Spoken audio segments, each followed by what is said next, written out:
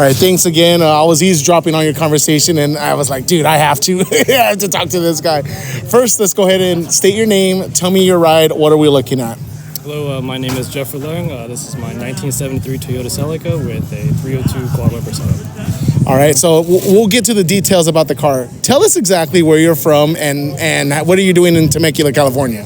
So I'm from the Bay Area. I drove down maybe 7 hours to get here, and it's my third time coming to the show, so just meeting up with friends, catching up, networking, 7-hour drive in this thing, and I saw you roll up. You had the earmuffs going because this has got to be like super loud and bouncy and uncomfortable and everything.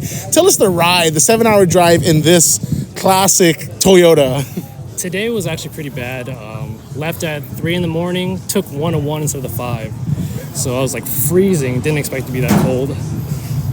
It's loud, it drones a lot, so obviously the earphones protect my hearing. Dude, no doubt about it, but we appreciate you being here for sure. I mean, again, you have an amazing ride. As soon as you came up, like people were already all over it.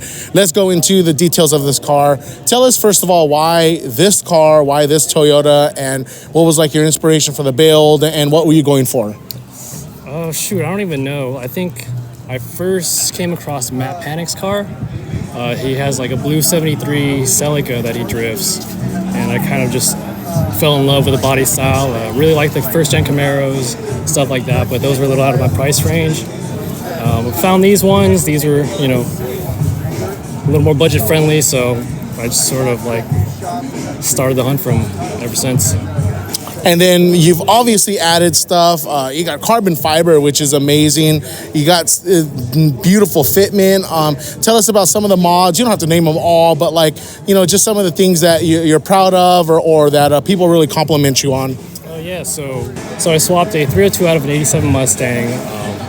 The opportunity kind of fell into my hands when Mike Santos was selling a cross member that was already like prefabricated for a 302 swap. Oh, nice. I guess somebody like attempted this project and then they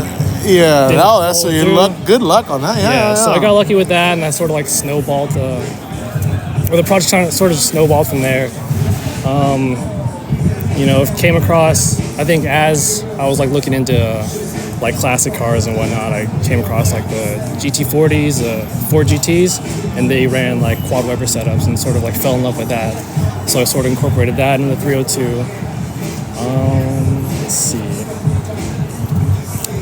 The suspension is from Annex Suspension. I actually helped them prototype with like Dave on it as well. Like you can see on the camber plates are prototype camcast plates. We've like did a lot of R&D to get that to work. Interior, exterior. Yeah. Interior is pretty much gutted. I'm running, just bucket racing seats from Bride. You're skinny enough to fit in those, man. Yeah, fortunately, yeah. Saw these style seats from Japan, fell in love with them and knew I had to have them, and incorporated them into this build. And then we have the custom harness bar that pretty much saved. So back in October, I got into an accident, my fault, but essentially the brakes locked up, the rear kicked out, and then the quarter panel hit the back of a truck.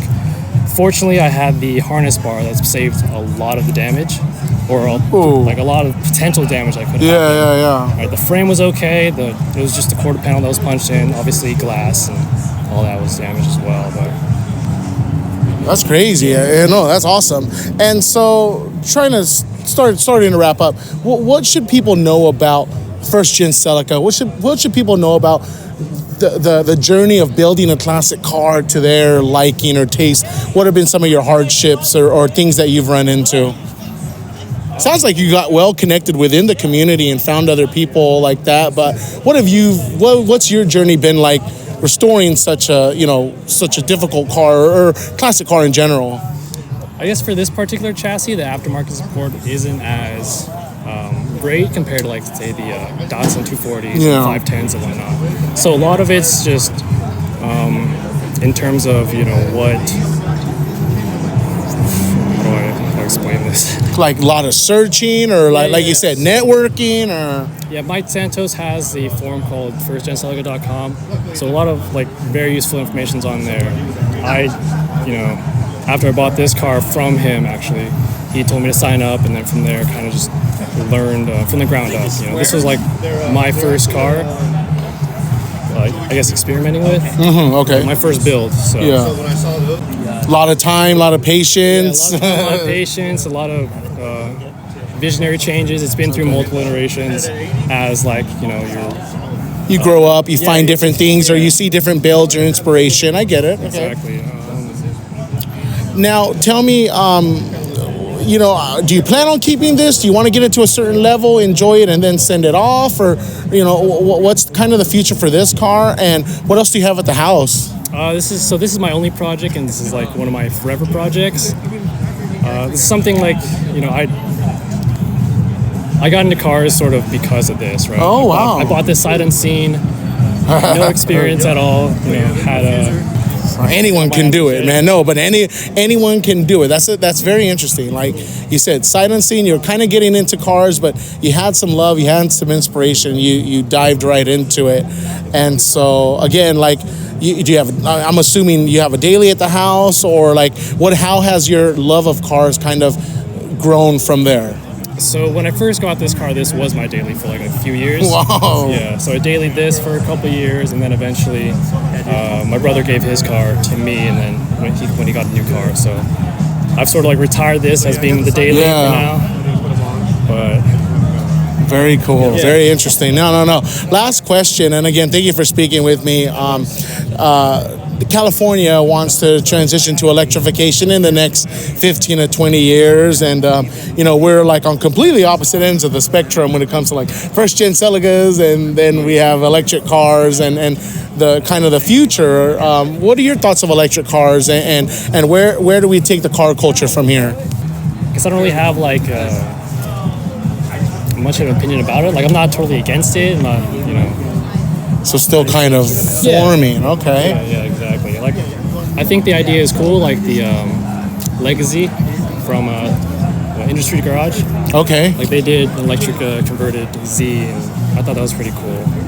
So, yeah, we're starting to see more and more of those like electric batteries in classic cars. That's going to be kind of the next wave, man. Yeah. So there's a lot of potential with that powertrain. I think a lot of us are still die hard. Yeah.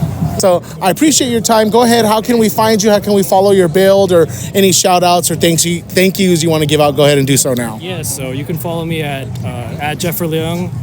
And then I just want to give a shout out to Joji at, I think it's Toy Garage. My Toy Garage, Adam, who else? Matt Panic.